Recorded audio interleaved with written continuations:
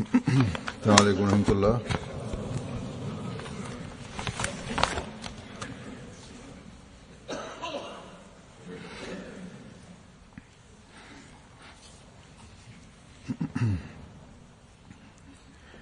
أشهد أن لا إله إلا الله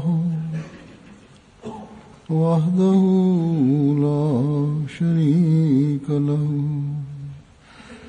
وأشهد أن محمدا عبده ورسوله أما بعد فأعوذ بالله من الشيطان الرجيم بسم الله الرحمن الرحيم الحمد لله رب العالمين الرحمن الرحيم مالك يوم الدين إياك نعبد وإياك نستعين اهدنا الصراط المستقيم صراط الذين أنعمت عليهم غير المغضوب عليهم ولا الضالين.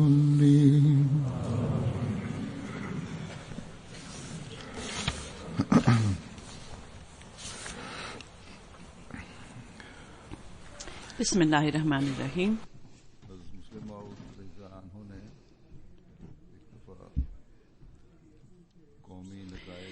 Huzur kaže da Hazreti Muslima radijallahu anhu je jedan put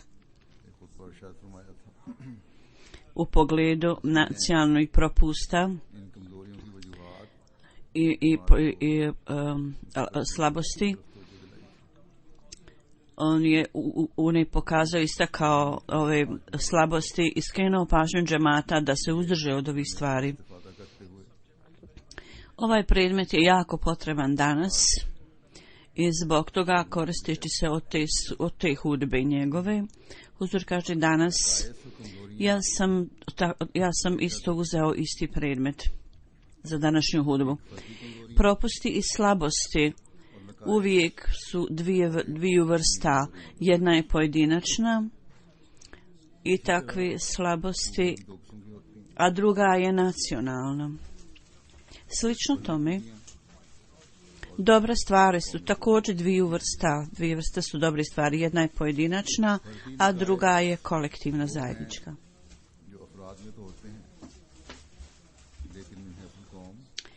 Pojedinačni propusti i slabosti su oni koji su u ljudima, ali se ne mogu naći u zajednici kao takve. Isto tako dobre stvari nalaze se kod pojedinaca, međutim nekad ne mogu se vidjeti u cijeloj naciji ili zajednici. Ljudi zbog svog znanja i napora mogu steći određene dobre odlike u sebi i slično tome uzroci slabosti i uzroci su u skladu sa okolišom i atmosferom i i zavisi od same osobe. U pogledu loših i dobrih stvari, u pogledu dobrote i lošeg, ove stvari treba da se zapamte, da pobožnost, dobrota i loše stvari s druge strane, ovo bude stvoreno kao rezultat okoline i okoliša i nešto slično tome kao kad sjeme ne može da raste bez zemlje, bez tla, ili u ovo vrijeme u novom sistemu agrokulture, poljoprivrede, postoje određene posebne vrste zemlje koja je napravljena, koju su naučnici napravili i lako upija vodu i ima posebne kvalitete da hrani sjeme. I čuva se u velikim saksijama i oni se uzgajaju u velikim posudama. Međutim, bez toga sve u svemu bitno je da bez toga sjeme ne može da raste. Svako sjeme s ciljem da istinski okoristi se od toga i s ciljem da dobije korist za svoj rast, neophodno je da mu treba biti data atmosfera zemlje ili nešto slično tome. I bez toga, jer bez toga čak i ako sjeme raste, uskoro će umrijeti ako nema takvih uvjeta. Slično tome, poroci i dobrota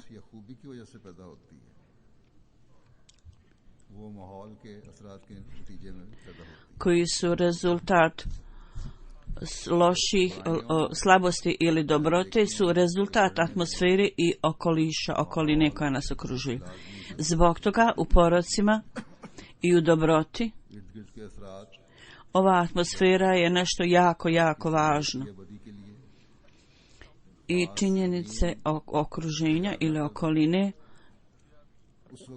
kad su za dobre ili loše stvari, kad ne stvore odgovarajuću atmosferu za to, do tog momenta dobrota ili poroci ne mogu dalje rasti. Međutim, atmosfera imaju dvije vrste. Nije neophodno da jedna vrsta atmosfere i okoline utiče na svakoga na isti način. Jedna vrsta atmosfere utiče na ljude na jedan način, a uzimajući kolektivno zajednički ne utiče tako na sve ljude, nema isti utjecaj. Primjer toga je nešto slično tome je zemlja, slično zemlji u kojoj posebno sjeme može da raste. Na primjer, Hazreti Muslim Maud je dao primjer da zafran se proizvodi u Indiji, a ne može ne može rasti svuda u Indiji. Zapravo na teritoriji Kašmira isto tamo imaju posebni predjeli gdje ovaj zafran može da se uzgaja i koji je vrlo visoko kvaliteta. A i pakistanski poljoprivrednici to dobro znaju. I oni ljudi koji su u ovom poslu, oni to dobro znaju. Isto tako riža, basmati riža, ona ima poseban svoj ukus i ona se nalazi u određenoj oblasti i nigdje drugo se ne može, u jednoj drugoj oblasti se ne može proizvesti takav kvalitet riže. Izvoznici riže nastojali su sve što su mogli, međutim nisu bili uspješni, oni nisu bili u stanju da proizvode istu vrstu ukusa kod riže. U svakom slučaju posebni uvjeti za posebno sjeme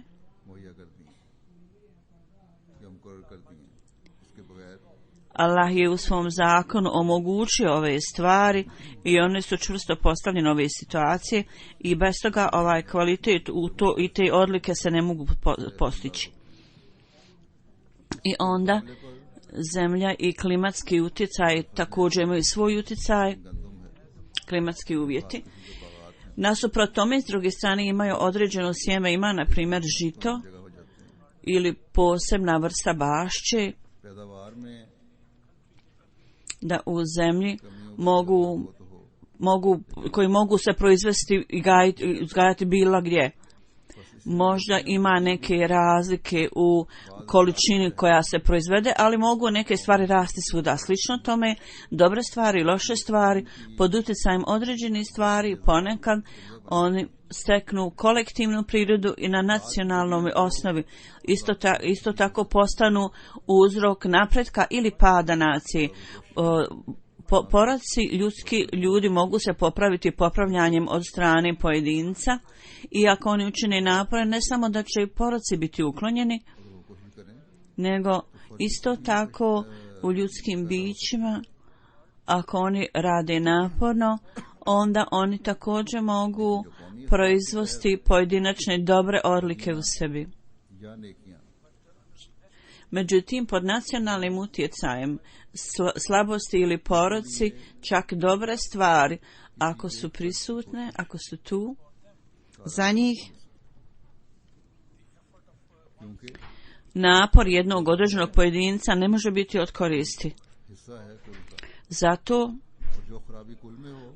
što je pojedinac dio ukupne zajednice i šta god je, kako god je loša zajednica u kolektivu kao kolektivna odlika, ne može se to popraviti samo pojedinačnim popravljanjem jednog pojedinca. I sve što je loše u ukupnom zajednici, onda je, na pojedinca to utiče. Ako atmosfera loša, na primjer, zbog te atmosfere svi ljudi će biti pod utjecajem toga.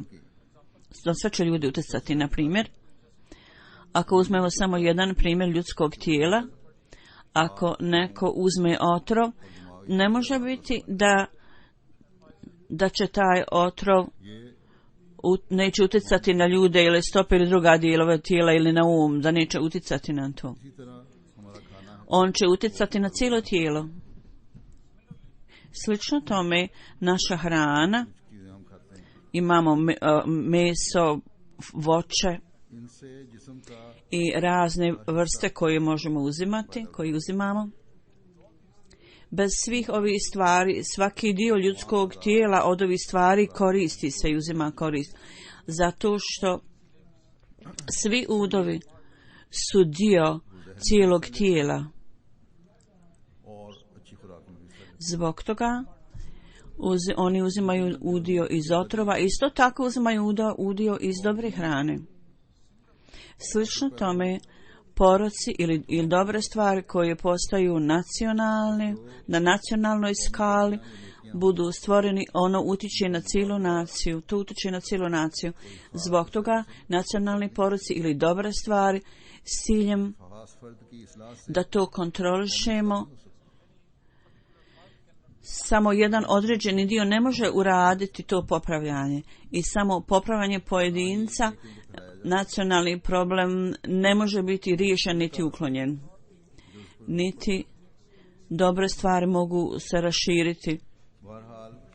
Zato što efekat djelovanja ukupnog entiteta tijela utiče na pojedinca. U svakom slučaju ovo je pravilo, ovo je princip da ako ukupnost, totalnost ima koristi, to će imati koristi svim dijelovima, svojim dijelovima. Ako je loš efekat u ukupnom tijelu ili tijelu, svaki pojedinac će biti pod utjecajem toga, utjecat na svakog pojedinca. Tako da poroci pojedinca prikladnom dijagnozom, određivanjem toga, onda može se ukloniti i izliječiti lijekom. Ako neko vodi računa o tome, samo na učini neke napore može ukloniti i uzdržati se od svojih vlastitih slabosti. Međutim, s ciljem da popravimo nacionalne poroke i slabosti, onda je neophodno da svi ljudi moraju se zamisliti nad tim.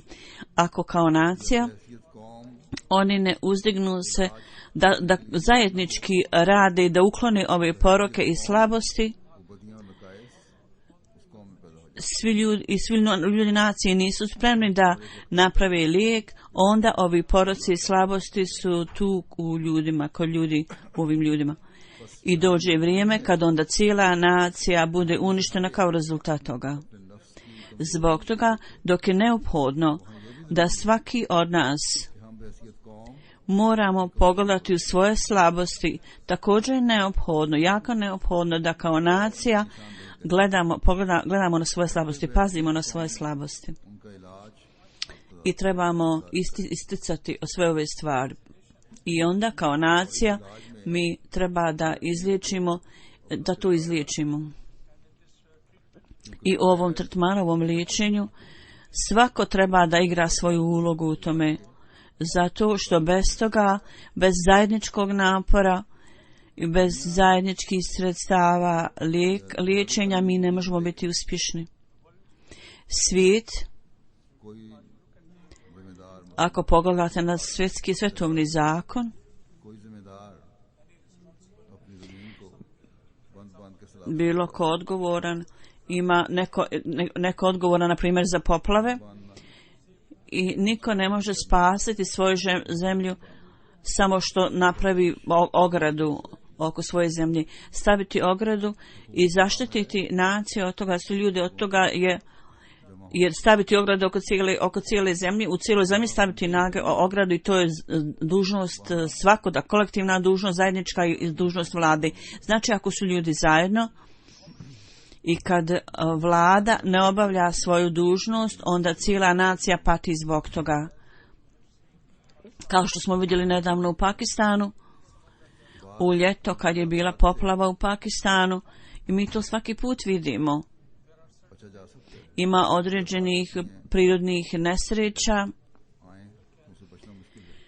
gdje ljudi mogu biti spašeni od toga, i mnoge nesreće su takve da je teško da se ljudi uzdrže, da se sačuvaju od toga. Međutim, ima određenih stvari koji mogu napraviti aranžman za svoju bezbjednost.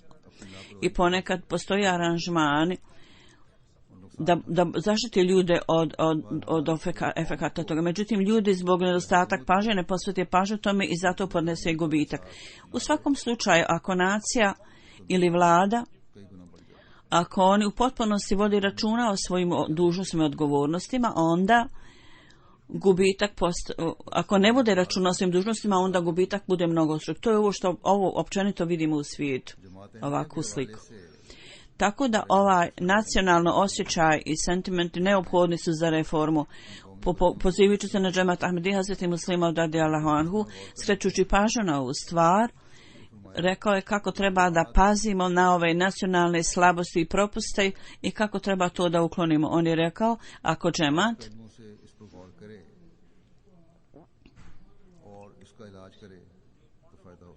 se zamisli se na tim određenim tačkama i stvarima toga, i to može biti vrlo djelotvorno i korisno. I mnogo je načina i puteva za to.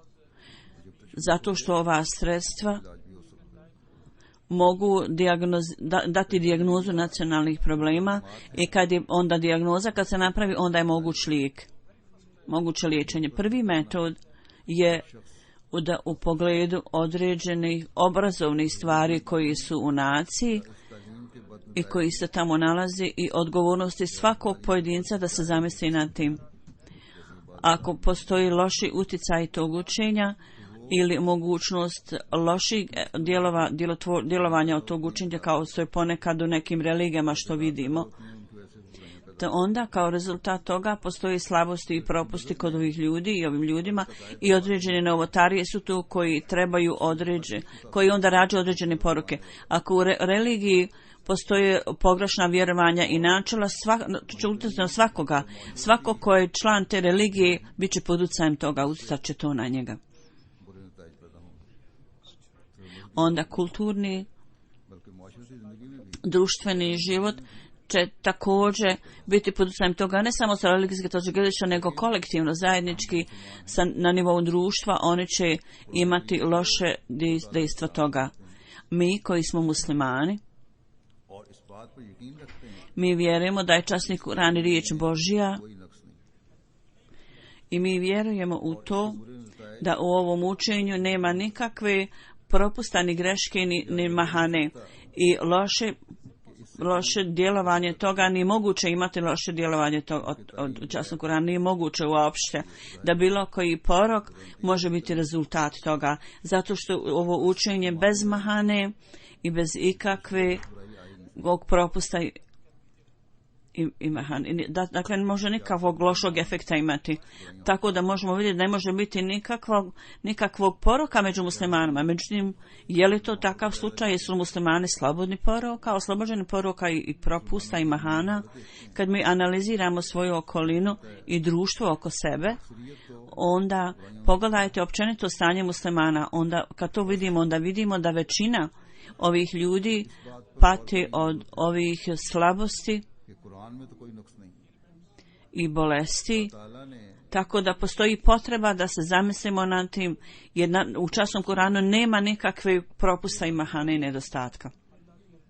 Allah dželešanuhu je lično proglasio u časnom Kur'anu da nema nikakve mahane ni propusta u časnom Kur'anu. On je savršen i potpun šerijat, vjerski zakon. Ako časni Kur'an u svim predskazanjima i drugim stvarima koje spominjute stotine i bezbroj ljudi, ako bude bezbroj izreka i naredbi, ako budu ispunjeni, onda svega toga možemo da je časni Kur'an zaista bez mahane i savršena knjiga. Zbog toga mi vjerujemo da je Kur'an istinit i ispravan. Zato se postavlja pitanje gdje je onda taj mahana, taj propust. I odgovor na to je da ih treba biti da ovi ljudi su napravili grešku u nekom razumijevanju časnog Kur'ana. U njihovim postupcima je propust i mahana. Učenje je savršeno i potpuno i nema nikakve mahane i propusta u tome. Onda sigurno u našem razumijevanju ili u našim postupcima mora biti nekih grešaka. Ako nema nikakve greške i propusta u časnom Kur'anu, onda je sigurno to do nas. Zašto imamo neke greške i mahane i propuste? I zbog ovih grešaka i pogrešnog razumijevanja cijela nacija bude pod utjecajem toga. To utječe na cijelu naciju. Ove greške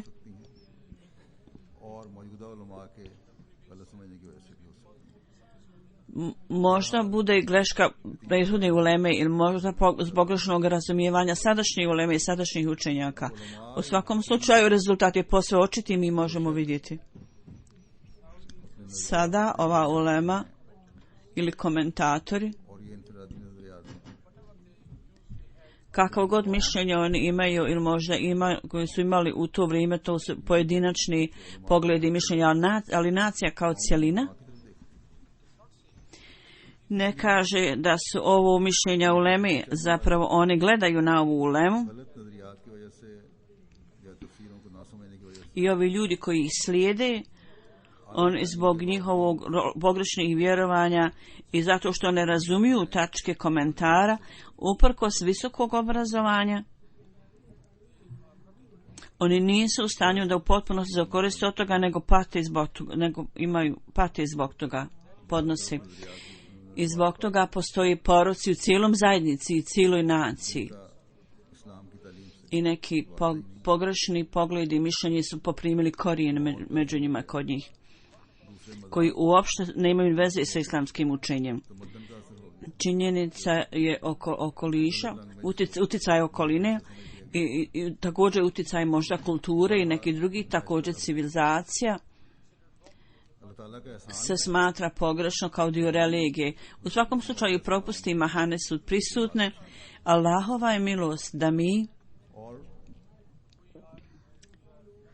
da smo mi članovi zajednice koju je osnovao obećani Mesija alejhi selam i sve ove stare tradicije, hadisi koji su lišeni mudrosti ili komentari ne mogu utjecati na nas i ne treba da utiču na nas. Međutim, ipak mi nismo u cjelini zaštićeni od toga. I razlog za to je da ljudi imaju svoje vlastito mišljenje, ti ljudi se pridružuju našoj zajednici koji u nekim prilikama i određenim stvarima oni dobiju neke sumnje ili dvojbe i oni misle da ova stvar može biti interpretirana na ovaj način i nema štete u tome. I ponekad neka ulema koja dođe sa drugih strana, oni predstave komentar u svojim vlastnim komentarom, iako to nije zabranjeno da čovjek ima svoje objašnjenje, međutim imaju određeni principi koji se trebaju slijediti. U svakom slučaju, zbog ove greške, onda pogrešni pogledi i ideje mogu biti tu, s ciljem da to izbjegnemo i da budemo sačuvani od ovih slabosti. Treba da predstave ove ideje kao što je sistem kalifata, kao što je u našoj zajednici. Nema sumnje, mi uvijek tražimo, mi smo Allahovom milošću, mi smo zaštićeni od pogrešnih novotarija i stvari, međutim ipak s ciljem da sebe čuvamo čistim od ovih grešaka, postoji potreba za stalnim i redovnim stalnim naporima, neprekidnim naporima. Tako da trebamo na greškama neahmedi treba da držimo oko, da pazimo na greške neahmedi muslimana. Razlog tome je da držeći oko na to samo činjenjem, tako mi možemo zaustaviti ove greške da se uvuku u našu zajednicu. I sa nacionalnih grešaka i mahana da možemo biti sačuvani. I onda treba također da se zamislimo nad ovom stvari, da oko nas sledbenici drugih religija su tu, ili ljudi bilo kao i druge vrste, zapravo bilo da pripadaju nekoj religiji ili ne, bilo da vjeruju u određenu religiju ili ne, bilo da vjeruju u Boga ili ne. Šta su nacionalni mahani i defekti kod ovih ljudi? Njihov krug. Ovaj krug treba biti raširen na isto tako susjedne zemlje. Međutim, svijet je sada postao tako blizu da ljudi cijelog svijeta, iz cijelog svijeta su u stanju i nalaze se, da se približe kao da su komšije jedan drugome. To jest da tako kažemo, razdaljina što je neko daleko više ne postoji i da nema više te razdaljine i medij je to uklonio. Loše i dobre stvari su posljednje nama vidljive. Gdje god da budu mi ih možemo vidjeti. I efekti susjednih zemalja ostavljaju utjecaj na ljude, utiču na ljude i djeca u toj atmosferi provode svoje život i atmosferi troše svoj život u takvoj atmosferi i efekat toga i efekat djelovanja komšija također ostavlja sve to djeluje na ovu djecu. Možda djeca roditelji uče svoju djecu, ali gdje god postoje slabosti, uprkos učenja roditelja, okolina utječe na djecu. I onda isto tako ova stvar da djeca većinu vremena troše u školi da uče ili se igraju, tako da u svojim kućama onda ponekad su u stanju da nalaze određene prijatelje koji im dođu blizu kroz televiziju i oni utiču i mlade i stare jednako. I rezultat toga je da djeca ne žele da slušaju što im roditelji kažu i roditelji nekad sami također stvaraju distancu između sebe i svoje djece zbog svojih vlastitog zauzeća ili iz nekog drugog razloga. Ima takvih ljudi koji u svojim kućama kroz ova razna sredstva, TV i tako dalje kvare atmosferu i okolinu u svojoj kući. U svakom slučaju rezultat svega toga i ovo je jasno vidljivo da roditelji počinju da čine nepravdu prema svojoj djeci i djeca ne poštuju svoje roditelje i kažu mi treba da živimo ovako u ovom društvu, mi smo došli ovdje i mi treba da se nosimo s tim, da živimo s tim. Onda ovo više ne ostaju pojedinačne slabosti i poroci, nego zapravo postanu nacionalni poroci. I domovi budu uništeni i razoreni. Roditelji su duhovno i fizički čiste svoju djecu.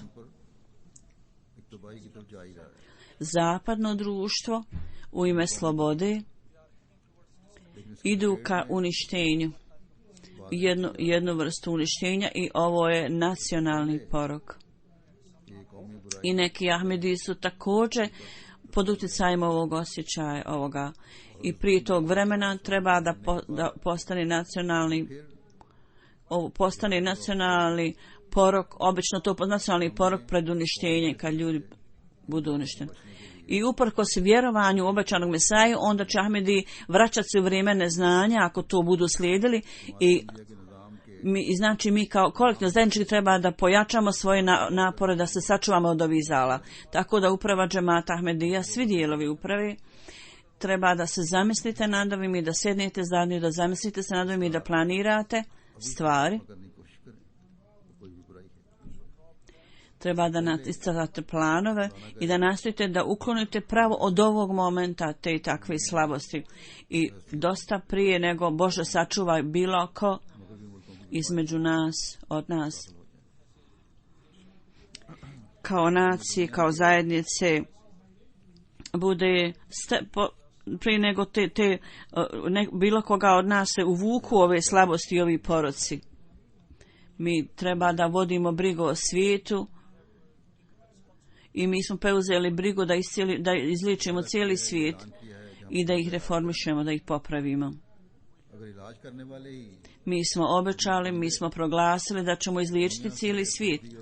Ako oni ljudi koji su odgovorni za liječenje, ako oni sami postanu pacijenti, bolesnici, kako onda mogu ukloniti nacionalne poroke iz svijeta i bolesti?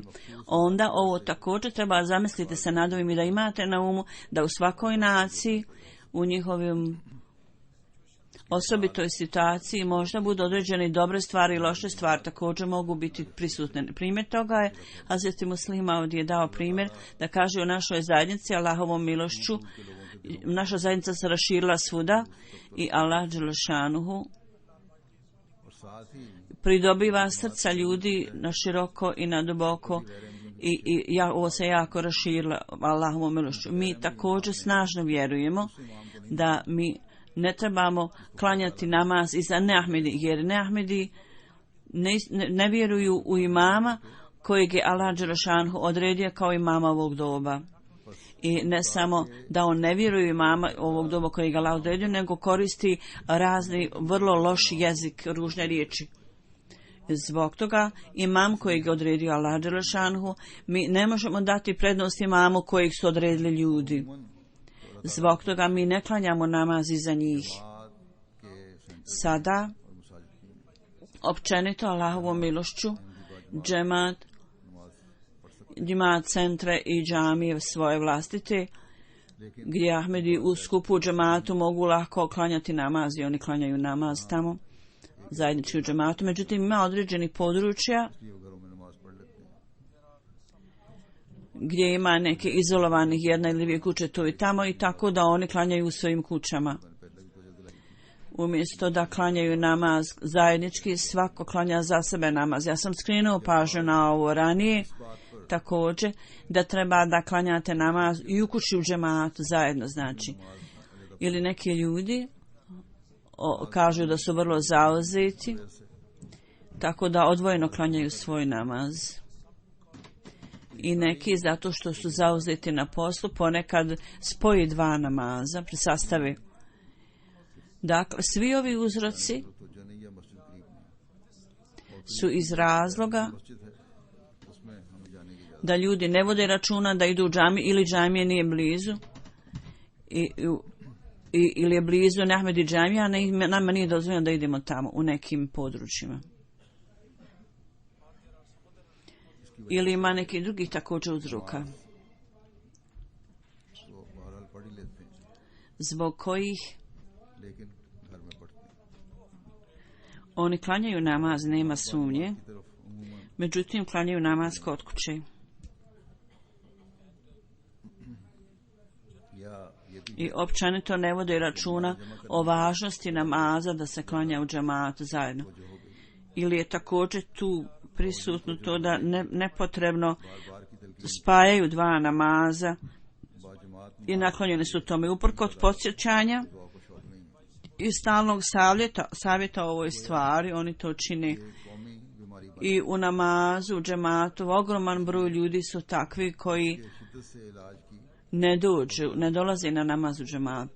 Dakle, ovo je kao nacionalni porok i bolest. Dakle, ovo nije pojedinačna slabost da određena osoba nije došla na namaz u u džamiju. Ovo postaje kao nedostatak pažnje, koji je da nije pokazano dovoljno pažnje na ovu stvar. Ovo je postalo kao nacionalna bolest i slabost zbog situacije, udobnost je smanjio važnost namaza u skupu džemat. Nema sumnje da Ahmedije klanjaju namaz u svojim kućama I mnogo je veliki broj među njima koji klanjaju namaz sa svojom dušom koja se topi pred Allahom dželešanuhu. Dok većina drugih muslimana, oni ne klanjaju namaz sa takvom predanošću. Međutim, ovi ljudi, iako ne klanjaju namaz tako, oni idu u džamiju, jednostavno da to pokažu. Sada je težnja među Ahmedi, ja dobivam vijesti iz Pakistana da se ova naklonost povećala, porasla da je u Pakistanu, da idu u džamiju. Mi ne znamo da li oni klanjaju namaz s punom pažnjom i koncentracijom, međutim oni idu u džamiju. I oni slušaju vrlo uvredljive i loše stvari o našoj zajednici i to stvara mržnju i neprijateljstvo. Međutim, među njima postoji poruci, ali jedna stvar je tačna, da oni idu u džamiju. Mi moramo ići u džamiju s ciljem da uklonimo ove slabosti. To je velika razlika između njihovog odlaska u džamiju i našeg odlaska u džamiju. Međutim, oni posvećuju pažnju tome da idu u džamiju. I naša pažnja je manja u poređenju s tim. Tako da moramo posvetiti pažnju tome da trebamo stvarno, istinski vjernici su oni koji idu i nastanjuju džame, ispunjavaju džame. Istinski vjernici su oni koji vjeruju u imama ovog doba, a ne oni ljudi koji stvaraju nered u ime ibadeta. Kao nacija, oni koji ne klanjaju namaz u džematu ili spajaju dva namaza bez razloga, strah i opasnost ove naklonosti je vrlo snažno i pojačava se u vrijeme kad vidimo da u umovima djece važnost ovoga opada. I neka djeca, gledajući na stanje svojih roditelja, počeli su da govore da samo su 3 namaza u danu. Kad im kažete ne, 5 je namaza u danu, oni kažu mi uvijek vidimo svoje roditelje da klanjaju 3 namaza. U pogledu toga, na svakom mjestu morate se zamisliti i postoji potreba da se napravi plan o tome. Inače, u budućim nacijama,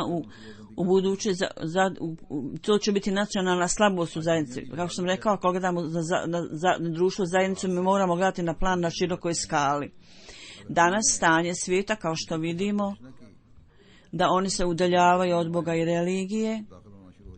Ako mi ne učinimo svoje napore sa silom, razne vrste poruka će se uvući među nas, jedna poslije druge. I ime će samo ostati po imenu, religija će ostati samo po imenu.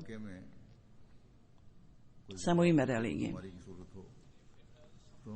I ako u nekim područjima postoji glad ili zaraza,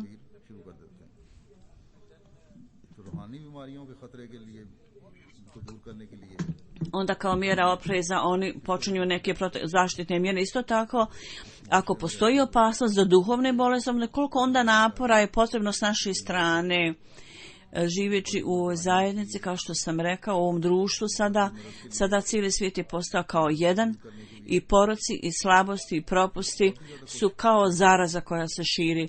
S ciljem da to uklonimo, mi moramo postati još više aktivni u ovom polju.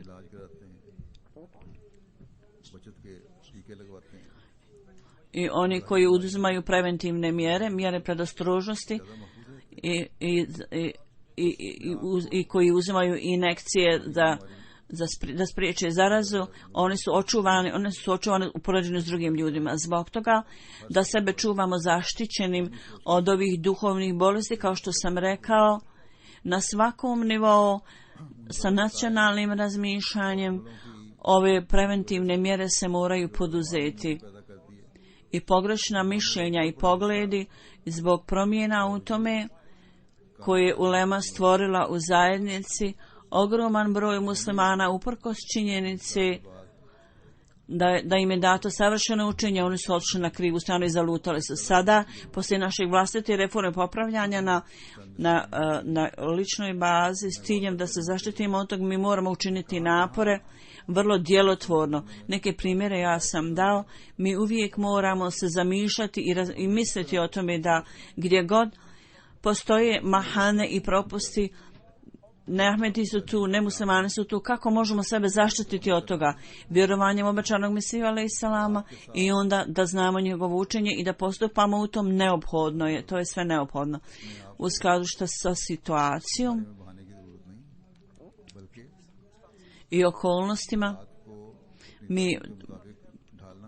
mi ne smijemo dozvoliti da mi idemo za njima, za drugim ljudima, nego zapravo mi treba da promijenimo ove okolnosti u skladu sa svojim učenjem. Odnos sa hilafitom je neophodan u ovo doba. Imamo MTA i Džemat website, Allah dželešanu i sve to omogućio. Vrlo je neophodno biti povezan s tim, umjesto da gledate neke druge loše stvari i web stranice. Stvarno učenje Islama, držite se stvarnog učenja Islama i onda ćemo biti u stanju da nađemo stvarno znanje i duhovno znanje obećanog Mesija alejselama. Sve to možemo dobiti sa ovih web stranica džematskih.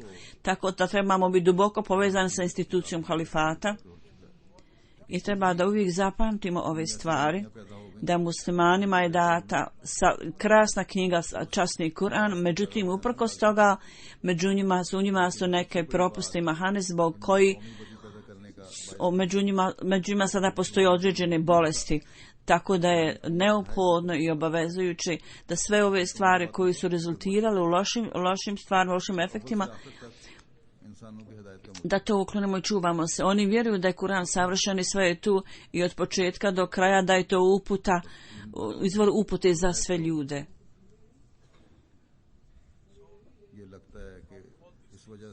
Tako da od svih ovih stvari prividno očito možemo vidjeti, izgleda zbog izvanrednosti časnog Kur'ana da neko opiše da je slabo, da je to slabo zato što su sve te stvari tamo. Međutim, ako se zamislite, vi ćete naći da su zapravo to dobre odlike i dobre stvari. Međutim, zbog pogrešnog razumijevanja među muslimanima velika je stvorena mahana i nedostatak i propusti njihovo. I nema sumnje da je časni Kur'an potpuna i savršena knjiga i nema uopšte sumnje o tome da je ovo izvor upute do kraja vremena, vječno, u kojem su sva lijepa učenja stavljena zajedno. I ovo je također efekat djelovanja, djelotvorstva, da Allah dželešanuhu, koji je stvaralac ljudskog uma, on je također znao da ljudski ima odliku da ako nije napravljen, da misli kako treba, onda stane. Ako nema odlike da napravi napredak, onda nema svrhe rada. Allah dželešanu je napravio časni Kur'an savršenim i svaku naredbu koju je dao jedan dio toga je ostavljen za osobe i određene pravila su tu koja su jasne upute. Ima određene stvari, međutim, isto tako gdje je potrebno da se zamislimo nad tim, tako da osoba treba da nađe sama te stvari da otkrije. Tako da osobe ne postane neaktivan. Zbog toga časni Kur'an koristi takve riječi i objavljene u takvim riječima da zamišljanjem nad tim možemo iznaći duboko značenje i možemo ići u duboko značenje, prodriti u duboko značenje. Međutim, ako je samo to namjera da svako ima jednako korist i da su vrlo jednostavne izjave za ljude, bilo se ljudi zamisli nad tim ili ne, da će saznati o tome.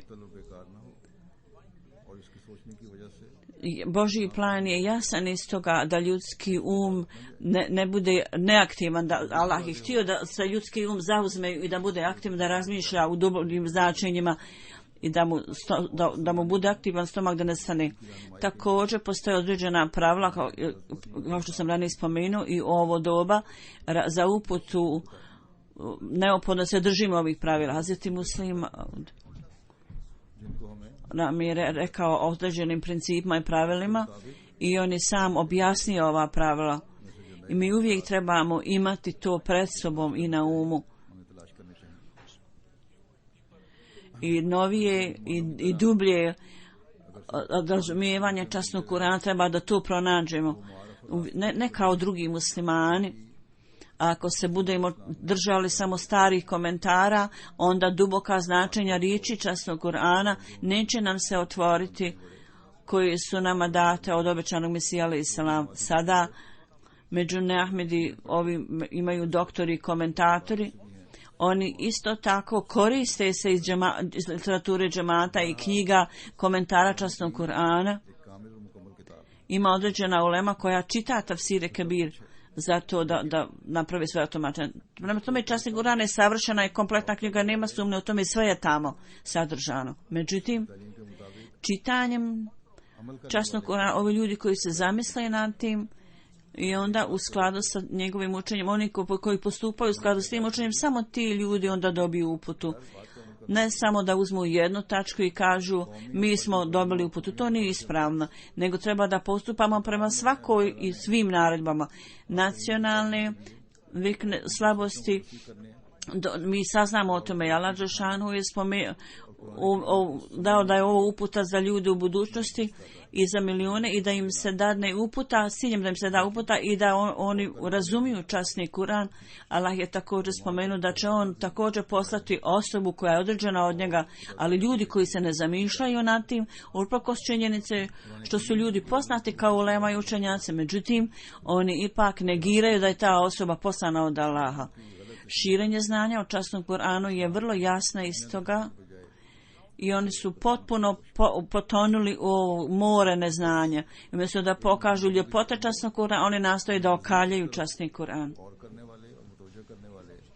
Tako da ovi postupci, ovi muslimana, ovo skreće našu pažnju još više na tačku, na stvar da mi ne smijemo oslanjati se samo na vidljive stvari, nego treba da razumijemo duh učenja Islama.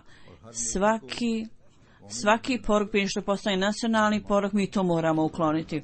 I svaka dobra stvar treba da je učinimo nacionalnom ljepotom i dobrotom i treba da nastojimo da to uvedemo u cijeli džemat. Cijelo vrijeme mi treba da stvaramo takvu atmosferu i ta atmosfera treba da bude dalje unaprijeđena i raširena među budućim generacijama, treba da bude prenesena na njih, da ovi poroci ne smiju da se šire, zapravo dobre stvari i lijepe stvari su utemeljene tamo da nas Allah osposobi da tako učinimo. Huzur kaže, poslije džume namaza, ja ću klanjati, Huzur kaže, 2 dženaze čija su tijela prisutna. Prvo je Razija Musarat Khan sahiba, žena Mukarrem Abdul Latif sahiba, koji je radio u Rištanata departmentu. Ona je umrla 11. februara sa 79 godina. Inna lillahi ve inna ilaihi rađiun. Ona je bila snaha Zuhur Ahmed sahiba, brata dr. Šabidullah. I 75. 2 godine radila je sada ležna i dug period bila je sekretar zjafeta u Hanzlo. Osim gosta u džematskim prilikama, ona je obavljala rad na gostoprimstvu. U Hanzlovu ona je poučavala Ahmedi djecu i dječake i djevojčice, imala je čast da ih poučava časnom Kuranu. Imala je vrlo dobar način ponašanja, vrlo predana i pobožna žena. Imala je vrlo predan odnos sa hilafetom i pazila je na prikladnu obuku svoje djece i zato njena djeca obavljaju određene službe u zajednicu džemat. Osim, ona ostavlja 2 kćeri i 4 sina. Zahir Khan sahib, predsjednik džemata u Hanslovu i također je zamjenik ovog glavnog za dželsu. Da uzvisi položaj ove umrle duše. Aziza Amir Shiraz, koji je sin Šahid iz Moldona.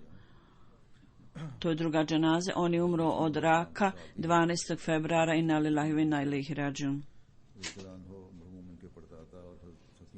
Hazret Misri Hasanuddin sahib, ashab obećanog Mesije, on je bio pradjed ovog čovjeka.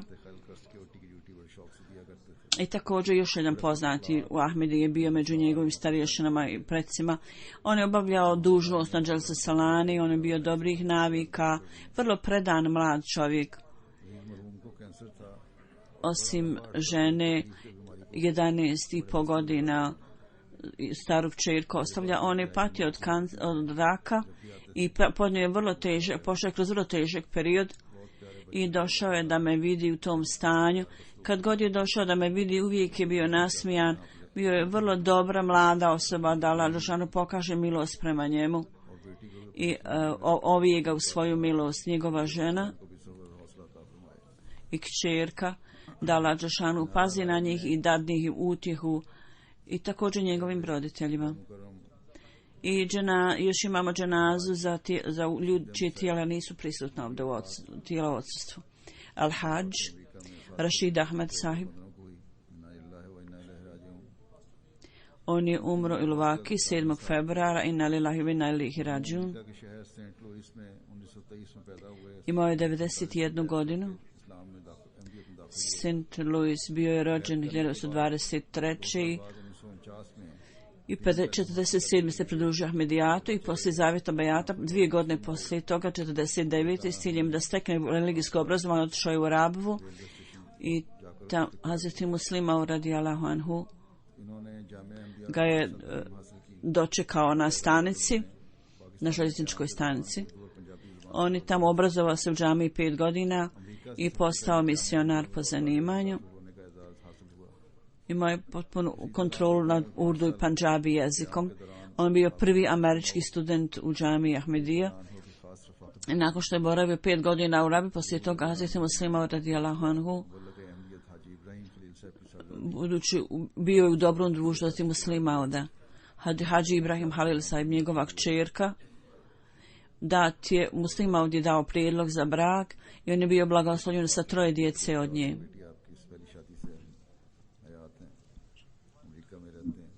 I jedan sin je umro, a jedan sin i jedna kćerka su živi u Americi. Nakon što je završio džamiju, bilo 55. on je poslan kao misionar u Ameriku, a Hazreti Muslima u vrijeme njegovog odlaska iz Rabi da mu je dao napisano u rukom bilješku i dao mu, i osim od turbana, obećam se selama, dat mu je turban kao dar koji on još uvijek ima, koji u to vrijeme dobio.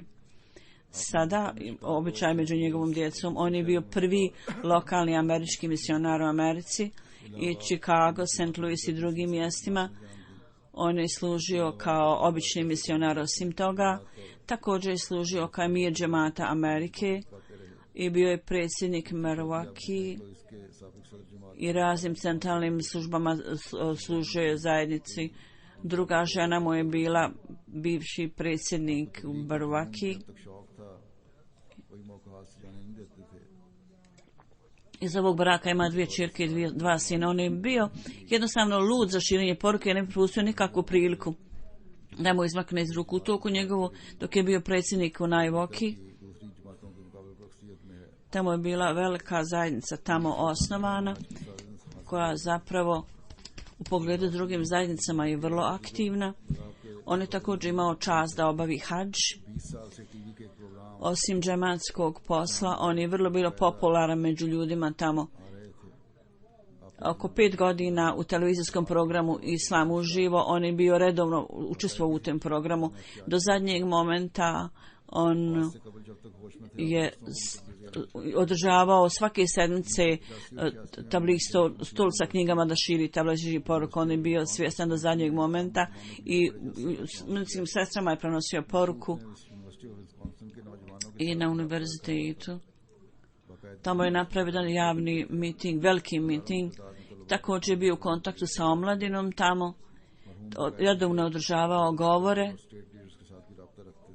i obavijestio 1000 ljudi u učenju islama.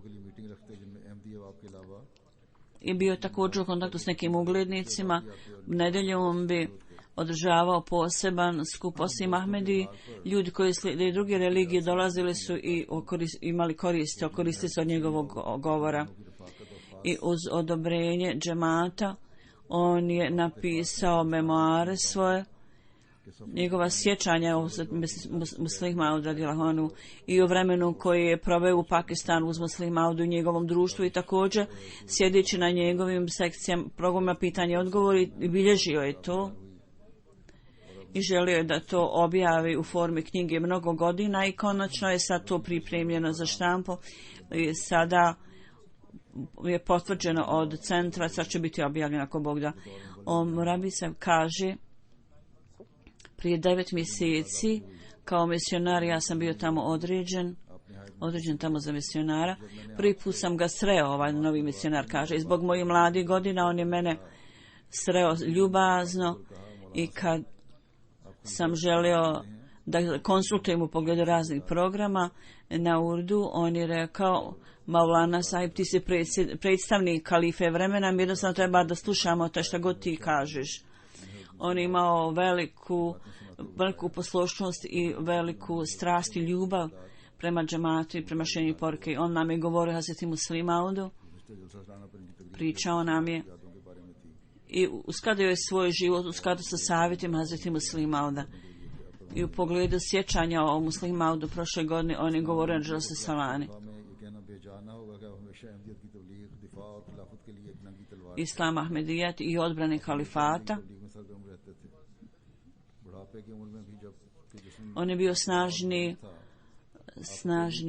pristaša toga i bio aktivan u širenju poruke, iako je preko starih godina, iako je njegovo tijelo postalo slabo, on bi sam išao da širi poruku i njegovo ime je vrlo poznato među ljudima.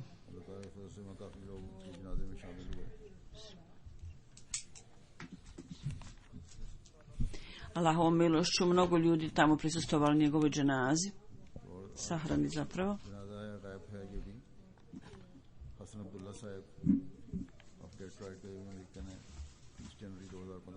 Hasan Abdullah sahib iz Detroit, Amerika. 13. januara on je umro, inna lillahi wa inna ilaihi rađun. 29. je bio rođen u kršćanskoj porodici.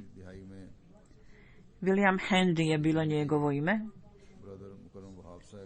1970-ih on je kroz Ahmedije nekog brata Vahab sahiba koji je bio njegov školski drug, on je primio Ahmedijat preko njega i poslije toga dato mu je ime nakon što je primio islam Hasan Abdullah, čovjek velikih vrlina i imao je ogromnu ljubav prema časnom Kur'anu i učio je svaki dan časni Kur'an i pamtio je 10 prvih 10 zadnjih ajeta sure Kafi, uvijek je učio. Regularno je pristovao hudbi petkom i dolazio je i melodičnim glasom učio ezan i onda klanjao na vafal i onda učio Kur'an. Njegova odjeća je bila uvijek fina i čista i jedan put je bio u bolnici, međutim uzeo je dopust, umjesto da ode kući, on je otišao pravo u džamiju. Kad je tamo zapaljen džamiju u Detroitu, on je s velikom predanošću da svoju kuću ponudio za džumu petkom da se klanja. I on je čitao knjige džemata vrlo predano. On je imao veliku ljubav prema vjeri.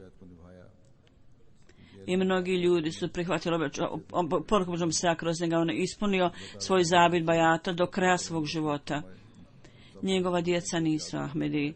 Allah dželešanuhu da mu oprosti i da ga tretira s ljubaznošću i blagoslovom. Da Allah dželešanuhu pazi na sve njegove članove porodice koji su ostali za njega.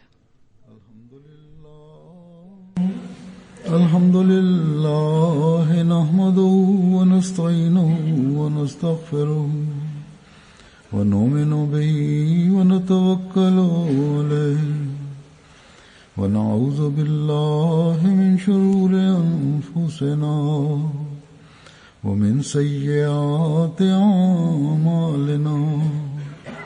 Man yahdihillahu fala mudilla lahu ومن يضلله فلا هادي له ونشهد أن لا إله إلا الله ونشهد أن محمدا عبده ورسوله عباد الله رحمكم الله إن الله يأمر بالعدل والإحسان وإيتاء ذي القربى وينهى عن الفحشاء والمنكر والبغي يعظكم لعلكم تذكرون اذكروا الله يذكركم وادعوه يستجب لكم